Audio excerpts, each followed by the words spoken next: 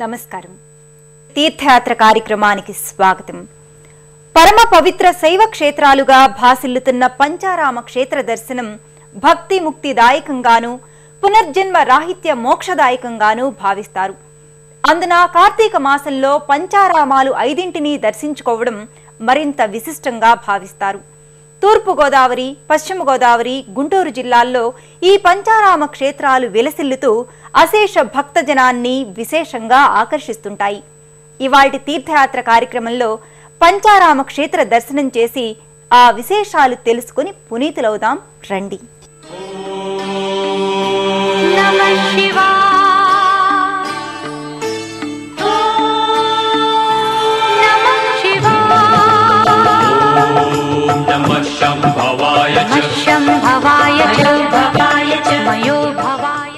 తారకాసురుడు పరమేశ్వర అనుగ్రహంతో శివుని అమృతలింగాన్ని కంఠాన దాల్చి అది ప్రాణరక్షణగా నిలువగా దేవతలను బాధించేవాడట. తారకాసురుని బాధల నుండి నివారణకై సురలు కుమారస్వామిని ప్రార్థించగా కుమారస్వామి తారకాసురుని అమృతలింగాన్ని ఛేదించి హతమార్చాడని, ఆ 5 ముక్కలే భూమిపై పడి పంచారామ క్షేత్రాలయ్యాయని ప్రచారంలో ఉన్న గాథ. శివాయ శివాయ నమః. ఓం నమః శివాయ శివాయ నమః.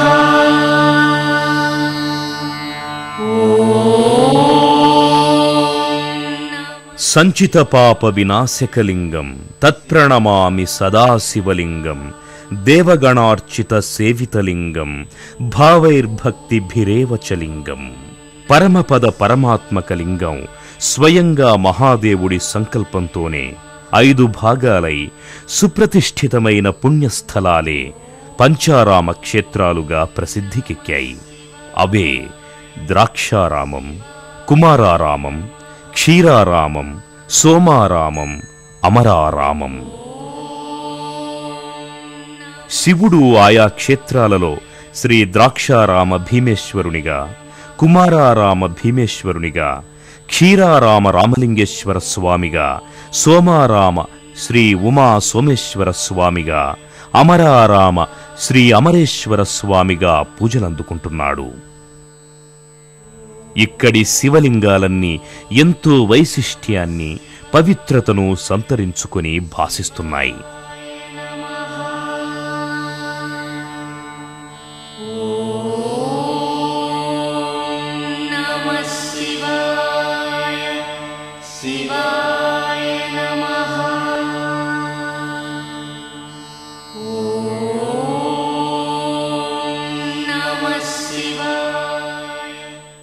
పంచారామ క్షేత్రాలలో విశిష్టమైనది, ప్రముఖమైనది ద్రాక్షారామం. త్రిలింగ క్షేత్రాలలో ఒకటిగా విరాజిల్లుతున్న ఈ దివ్యక్షేత్రం అష్టాదశ శక్తి పీఠంగా కూడా ఉండడం విశేషం. మహిమాన్విత ఈ దివ్యస్థలిలో మహాశివుడు భీమేశ్వర స్వామిగా పూజలందుకుంటున్నాడు. ఆ విశేషాలేంటో పరిశీలించండి.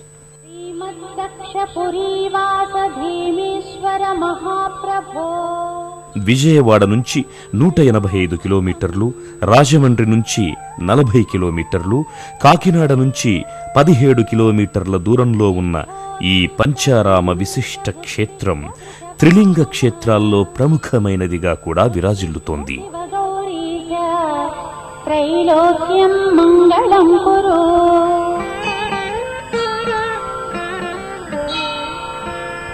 జయ దక్ష పురాధీశ జయ శ్రీ వృషభధ్వజ.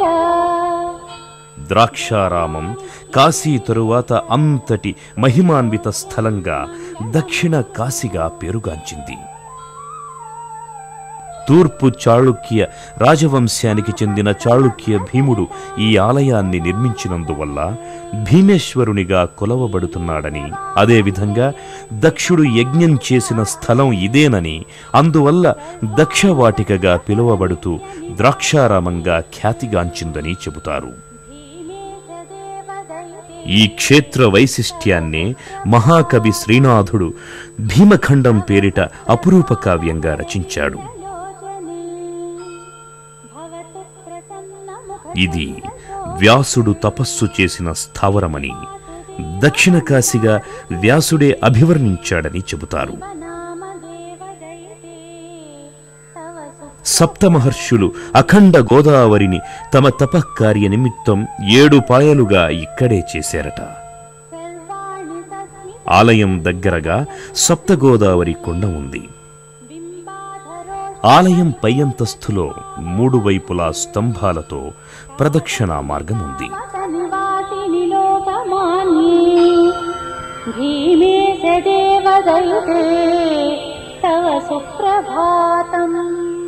గర్భగృహంలో భీమేశ్వర స్వామి లింగాకృతిలో అర్చనలందుకుంటాడు. భక్తులు సప్తగోదావరిలో స్నానాధికాలు చేసి అనంతరం భీమేశ్వరుణ్ణి, శ్రీ మాణిక్యాంబ మాతను సేవించి కొలుస్తారు.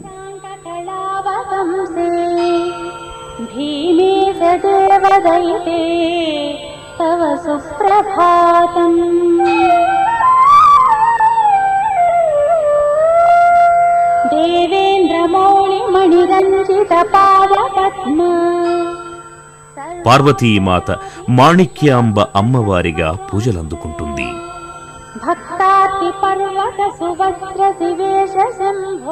ద్రాక్షారామ భీమేశ్వర క్షేత్ర సందర్శన బహుజన్మల పుణ్యఫలంగా సంభావింపబడుతుంది.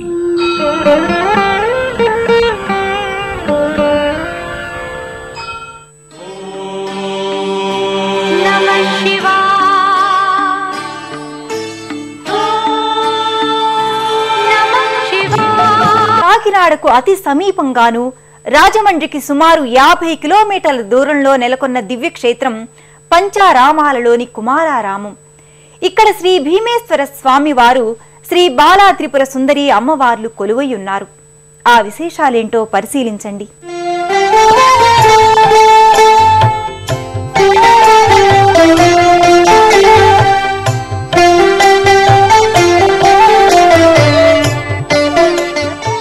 సామర్లకోటలోని కుమార భీమేశ్వర స్వామిని కుమారస్వామియే స్వయంగా ప్రతిష్ఠించడం వల్ల కుమారారామంగా పేరొచ్చింది అంటారు. క్రీస్తు శకం 892లో చాళుక్య భీముడు దీని నిర్మాణం ప్రారంభించి క్రీస్తు శకం 922లో పూర్తి చేశాడని అంటారు.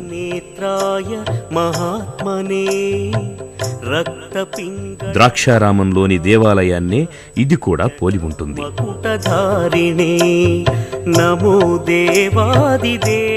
ద్రాక్షారామం వలనే 2 అంతస్తుల మంటపం ఉంది.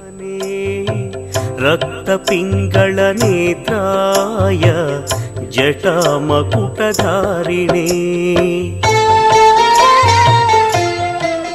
ద్రవిడ పద్ధతిలో ఈ ఆలయ నిర్మాణం జరిగిందని, అయితే 1340-1466 మధ్యకాలంలో కాకతీయులు ఈ ఆలయాన్ని, స్తంభాలను నిర్మించి పునర్వైభవాన్ని సంతరింపజేశారని తెలుస్తోంది. అందుకే చాళుక్య, కాకతీయ రీతులు 2 ఆలయంలో దర్శించగలుగుతాం.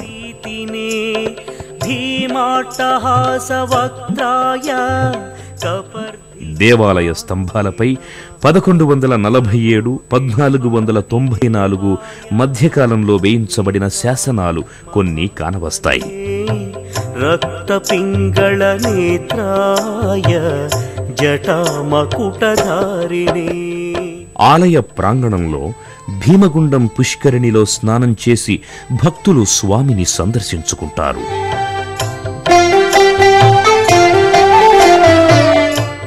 గర్భాలయంలోని లింగం 14 అడుగుల ఎత్తు కలది.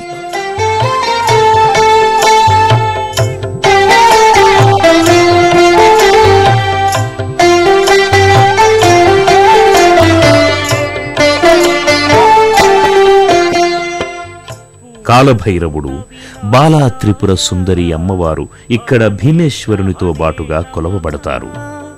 భవిష్యద్వృష చిహ్నాయ మహాభూతపతే నమః. భవిష్యత్ త్రిపురాంతాయ తదాంగతక్ వినాశినే. కైలాస వరవాసాయ కరికృత్తిని ఈ ఆలయంలోని మరో విశేషం చైత్ర వైశాఖ మాసాల్లో సూర్యకిరణాలు ఉదయం స్వామివారి పాదాలను, సాయంకాలం అమ్మవారి పాదాలను తాకి పునీతమవుతుంటాయి. భైరవాయ నమో. కుమారారామ భీమేశ్వరుడు, శ్రీ బాలా త్రిపుర సుందరి అమ్మవారు భక్తులను కటాక్షిస్తూ కొలువై ఉన్న దివ్యక్షేత్రమిది. నమో దేవాదిదేవాయ త్రినేత్రాయ మహాత్మనే రక్తపింగళ నేత్రాయ జటామకుటధారిణే.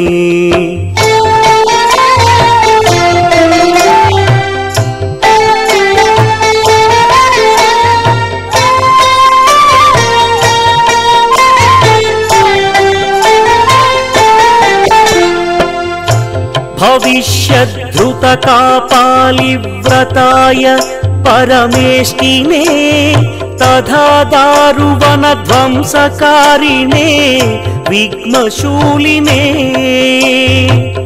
ధృతకంకణ భోగి. భూమిపై పడిన పరమశివుని అమృతలింగం 5 భాగాల్లో మరో విశిష్టమైన దానిని అయోధ్యకు రాముడు వెడుతూ గ్రహించి సుప్రతిష్ఠితం చేసిన క్షేత్రం క్షీరారామం. అందుకే ఇక్కడ శివుడు రామలింగేశ్వరునిగా పూజలందుకుంటున్నాడు.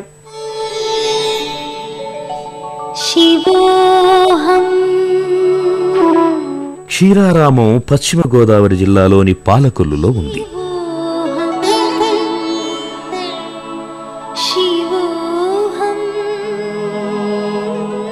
ద్రాక్షారామంలో తత్పురుష ముఖస్వరూపునిగా, కుమారారామంలో వామదేవ ముఖస్వరూపునిగా ఉన్న శివుడు క్షీరారామంలో ఈశాన్య ముఖస్వరూపునిగా నిలవై ఉన్నాడు.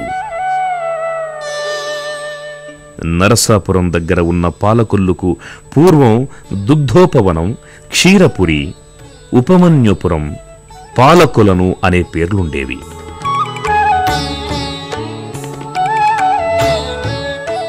క్షీర రామలింగేశ్వరుడు కొప్పులింగేశ్వరునిగా కూడా చెప్పబడుతూ ఉంటాడు.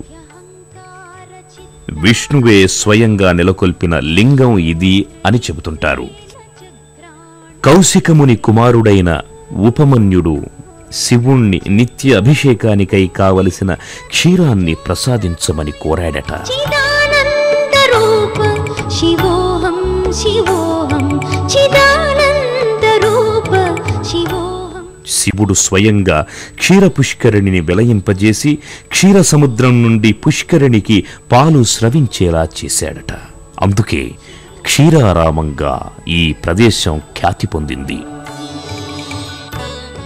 ఎత్తైన రాజగోపురంతో ఆలయం వైభవంగా ద్యోతకమవుతూ ఉంటుంది. పాలరాతి శివలింగం క్షీరారామేశ్వర స్వామిగా, రామలింగేశ్వర స్వామిగా కొలవబడుతోంది. ఇక్కడ క్షీరారామలింగేశ్వర స్వామిని కొలిచిన వారి మనస్సులు కూడా పాలవలే శుద్ధమవుతాయని, సకల పాపాలు హరింపబడతాయని విశ్వాసం.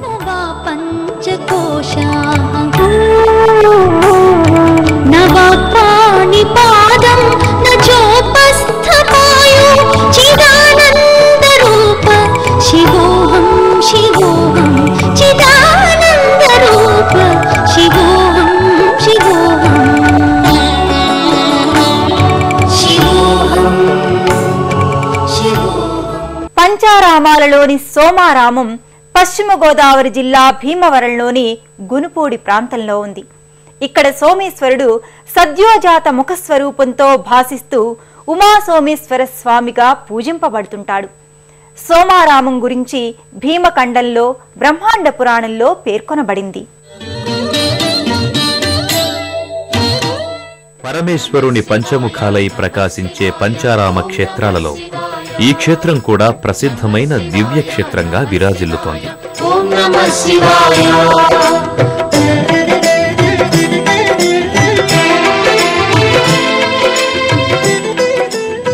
గునుపూడి భీమవరంగా పిలువబడుతున్న ఈ క్షేత్రం పశ్చిమ గోదావరి జిల్లాలో ఉంది.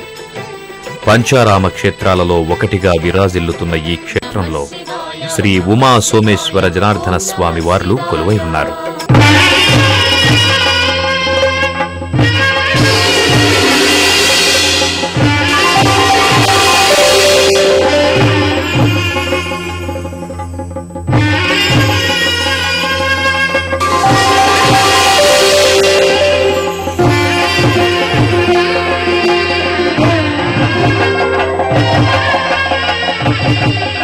ఈ ఆలయంలోని లింగ భాగాన్ని చంద్రుడే స్వయంగా ప్రతిష్ఠ చేశాడని పురాణాల ద్వారా అవగతమవుతోంది. ఆ కారణంగానే శ్రీ సోమేశ్వర లింగం అమావాస్య రోజున గోధుమ నలుపు వర్ణంలోనూ, పౌర్ణమి నాడు శ్వేతవర్ణంలోనూ రంగు మారుతుందని చెబుతారు. గర్భాలయంలో సోమేశ్వర స్వామి వారి దివ్యమంగళ రూపాన్ని దర్శించుకున్న భక్తులు అనంతరం ఇదే ప్రాంగణంలో కుడి చేతి వైపున ఉన్న పార్వతీ అమ్మవారిని కూడా భక్తి శ్రద్ధలతో దర్శించుకుంటారు.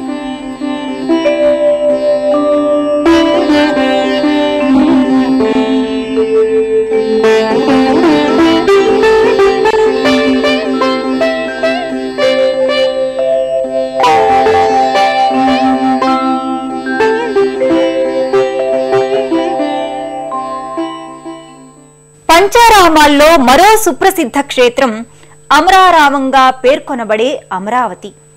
పంచారామ క్షేత్రాల్లో అమరవనంగా చెప్పే అగ్రగామి పవిత్ర క్షేత్రమిది. అమరేశ్వర స్వామి ఆలయం 3 ప్రాకారాలలో నిర్మింపబడి ఆ ప్రాకారాలలో వివిధ దేవీ దేవతల మూర్తులతో అలరారుతూ ఉంటుంది. నమో దేవా. ఇంద్రునిపై ఆగ్రహించిన దుర్వాస మహాముని ఇంద్రభోగాలన్నీ నశించాలని శపించగా ఇంద్రుడు విష్ణువును శాప విముక్తికై ప్రార్థించాడట. కార్తికేయునిచే భూమిపై పడే అమృతలింగ శకలాన్ని స్థాపించి పూజిస్తే లక్ష్మీ కటాక్షం లభిస్తుందని విష్ణువు వరమిచ్చాడట. అలా అమరావతిలో ఇంద్రుడే లింగాన్ని ప్రతిష్ఠించి పూజించాడట. అమరావతిలోని అమరేశ్వర స్వామి లింగం 35 అడుగుల ఎత్తైనది. గర్భాలయంలో 15 అడుగుల లింగం కనిపిస్తూ ఉంటుంది. మిగతా 20 అడుగులు భూమిలో ప్రతిష్ఠితమై ఉందని చెబుతారు. ఇక్కడ పార్వతీదేవి బాలచాముండేశ్వరి మాతగా స్త్రీలచే పసుపు కుంకుమల పూజలందుకుంటూ ఉంటుంది.